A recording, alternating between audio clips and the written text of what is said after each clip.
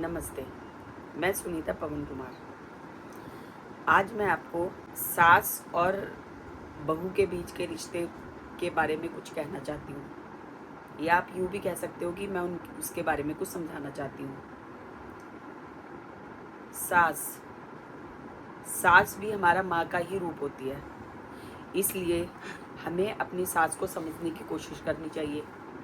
जब हम किसी नए घर जाते हैं तो वहाँ पर हमारे लिए सब कुछ नया होता है, पर हमें अपने उन नए रिश्तों को समझना चाहिए।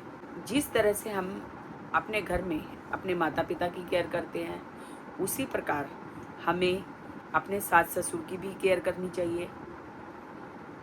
मैंने अक्सर देखा है कुछ बहुएं जो अपनी ससुराल में मम्मी जी कहने में नहीं थकती, वो जब अपने पियर जाती हैं तो उनके मुंह से अपने सास के लिए बुढ़िया निकलता है। वो बुढ़िया ऐसे करती है, वो बुढ़िया ऐसे करती है। अरे बूढ़ा तो सबको होना है, हमें भी होना है, आपको भी होना है। जो आज बहू है वो भी कल सास बनेगी, वो भी कल बुढ़िया होगी। परंतु मैं बस आपसे ये कहना चाहती हूँ कि हमें अपने सास की इज्जत करनी चाहिए, क्योंकि जो माँ हमें उंगली पकड़कर चलाना सिखाती है, वही सास हमें अपने वैवाहिक जीवन में रिश्ते बनाए रखना और उन्हें संभाले रखना सिखाती है। मैं मानती हूँ कि घर में नोक-झोंक होती है, लड़ाई होता है, झगड़ा होता है, पर उन लड़ाई झगड़ों और नोक-झोंक में हमें मुंह फुलाकर नहीं बैठना चाहिए।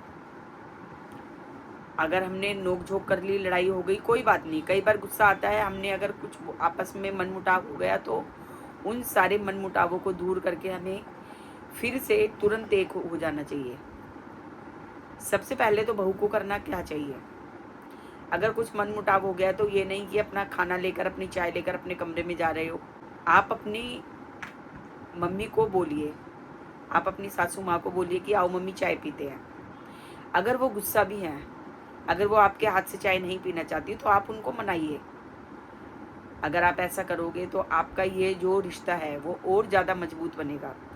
और जिस घर में सास और बहू का रिश्ता मजबूत होता है, वहीं पर पति पत्नी का रिश्ता भी मजबूत होता है। मैं आशा करती हूँ कि ये सबको बात समझ आई होगी, और अगर ये मेरी वीडियो आपको अच्छी लगी हो तो उसको ज़्यादा से ज़्यादा लाइक, सब्सक्राइब और शेयर करना। नमस्ते।